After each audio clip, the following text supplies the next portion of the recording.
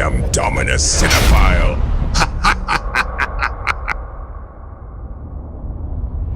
Welcome to my movie and TV series reviews, where I will provide honest opinions of the latest releases.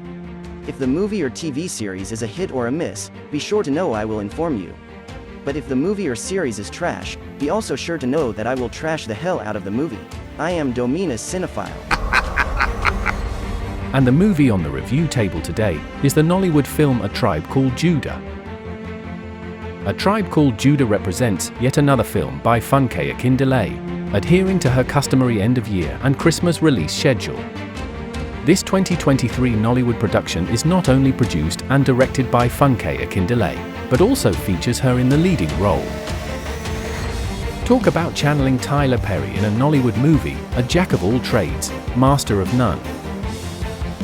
A Tribe Called Judah also features additional Nollywood actors, including Timini Egbuson, Jidekene Achufusi, Uzee Usman, Tobi Makinde, Olumide Oworu, Genoveva Umeh, Funke Akindele, Usee and Yvonne Jedidah. The movie had a nationwide cinema release on December 15, 2023, and, as customary, is distributed by Film One Entertainment. A Tribe Called Judah narrates the story of Jedidah Judah, portrayed by Funke Akindele, a single mother raising 5 sons, each fathered by men from distinct tribes. The first 2 sons dutifully work and strive to assist their mother. However, the remaining 3 are less supportive. Pere, played by Timini Egbuson, is a habitual thief. Shina, played by Tobi Makinde, engages in thuggery within the community, and Ejiro, portrayed by Olumide Oworu, is mischievous, caring solely for his girlfriend. Testimony, played by Genoveva Umeh. Despite their misbehavior, Jedidah persistently stands by them, offering support and rescuing them from their predicaments. Things take a turn for the worse when Jedidah is diagnosed with chronic kidney disease, requiring 18 million naira for her operation and 400,000 naira weekly for dialysis. Emeka, the eldest son, loses his job, leaving the 5 sons with no choice but to rob Emeka's ex-boss, rumored to be involved in money laundering, to secure the funds for their mother's life-saving treatment. However, their scheme takes a dramatic turn when they confront armed robbers at the scene. After reading the synopsis of this movie, does it give you the impression of a great storyline? Well, similar to most Funke Akindele movies where she attempts to handle multiple roles within a production, this film fails to offer anything novel or improved compared to her other poorly executed works, aside from the inflated box office numbers attributed by Film One Entertainment. There were numerous issues with this mishmash of a movie. At the movie's outset, you anticipate watching one of her zany comedies, but instead, you're taken on a whirlwind journey through various storylines, each of which could have been its own standalone film. The confusion about the movie's genre seeps into your mind, leaving you with numerous unanswered questions. Is it a comedy, a drama, a thriller, a crime story, or an action movie centered around a robbery heist? The reality is that most of Funke's movies are a jumble of disparate and perplexing narratives. I wasn't enthusiastic about seeing this movie last December, especially after discovering the steep ticket price of 8,000 naira. Imagine watching a clearly subpar movie in this challenging economy in President Tinubu's Agbado Republic. Definitely not something I wanted to do. However, fate had other plans, and unfortunately for me, someone paid for me to watch and review the movie this January, as the price had dropped to 5,000 naira. Let's address the elephant in the room first. By now, you might have heard that the movie has surpassed the box office record set by Funke's previous movie, Battle on Bukka Street. According to the numbers released by Film One Entertainment, A Tribe Called Judah has allegedly grossed over 1 billion naira in the Nigerian box office. Film One Entertainment claims that between December 15 and January 3, 2024, the movie accumulated over 1 billion naira. This implies that the movie achieved this milestone in just 19 days or roughly 2 weeks. I smell a fish, a rather unpleasant one at that. James Cameron's last Avatar movie also reached $1 billion in 19 days. However, the crucial distinction lies in Avatar's global $1 billion, which encompassed box office earnings from around the world. A Tribe Called Judas achieved its 1 billion naira solely within the Nigerian box office. Therefore, if you do the math, it's clear that Film One's calculations don't quite add up. In Nigeria, there are merely 81 movie cinemas, primarily concentrated in Lagos State. In contrast, the United States boasts a total of 5,798 movie theaters, while China has an extensive count of over 76,000 cinemas within their borders. Despite Nigeria's sizable population, any Nollywood movie theoretically has the potential to generate $1 billion naira at our box office. However, a significant challenge arises: the relatively low percentage or ratio of moviegoers in Nigeria. It's estimated that only around 3 or 4 out of 10 Nigerians frequent cinemas, considering the economic conditions and the purchasing power of the average citizen.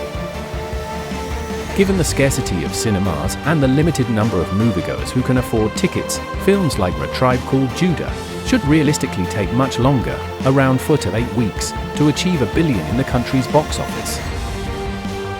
Film One Entertainment appears to be inflating the numbers they've shared, a trend previously observed with Battle on Booker Street, and now seemingly repeated with this movie. A Tribe Called Judah aligns with what you'd typically expect from a Funke-directed movie. Amidst this jumble of a film, there were a few small positives that deserve acknowledgement.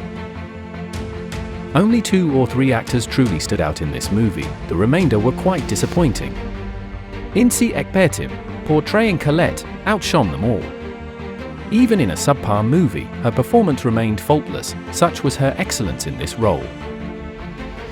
Tobi Makinde's portrayal of Shina Judah offered a delightful on-screen presence. He effortlessly embodied the character's essence, delivering lines with ease and encapsulating the humorous Yoruba thug persona. Another noteworthy mention is Genoveva Umeh, who portrayed Testimony and convincingly portrayed her character. That concludes the list of actors who performed admirably. The rest appeared as if they were struggling to deliver their lines or were overtly dramatic, resulting in less compelling performances.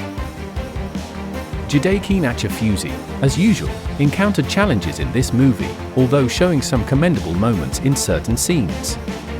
His portrayal of Emeka, the eldest son in the Judah family, leaves much to be desired, as his acting appears somewhat stagnant and robotic.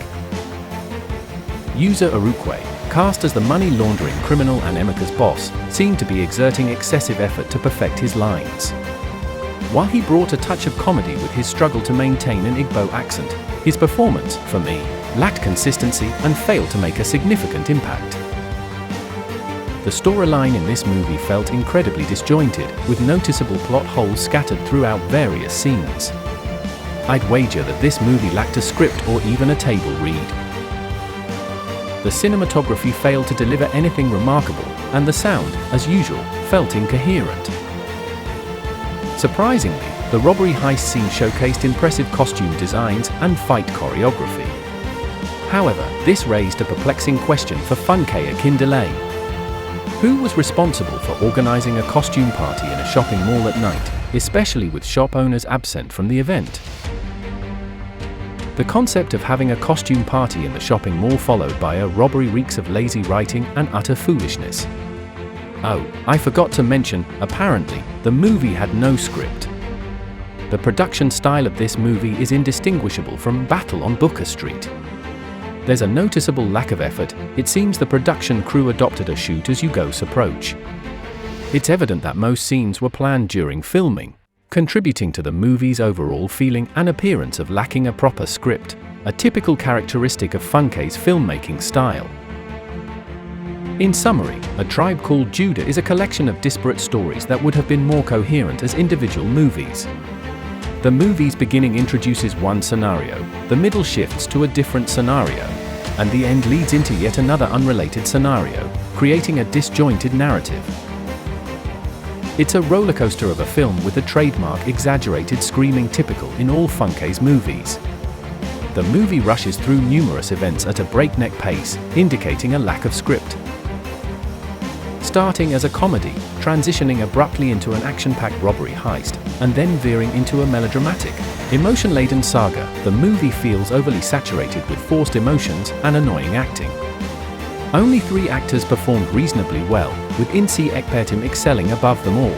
The remaining cast appeared as a group of irritating, screaming actors incapable of delivering believable performances. A Tribe Called Judah is on par with Booker Street, Kasari, and Ejiro, all sharing the same lackluster quality. These are a series of poorly executed, senseless movies. If you appreciate humorous and engaging thrillers with mature humor, this movie isn't for you. However, if you're a Funke fan who doesn't mind feeble and diluted productions with shallow plots haphazardly patched together, then this movie might suit your taste. And now for my rating. A Tribe Called Judah score a disappointing 3 out of 10.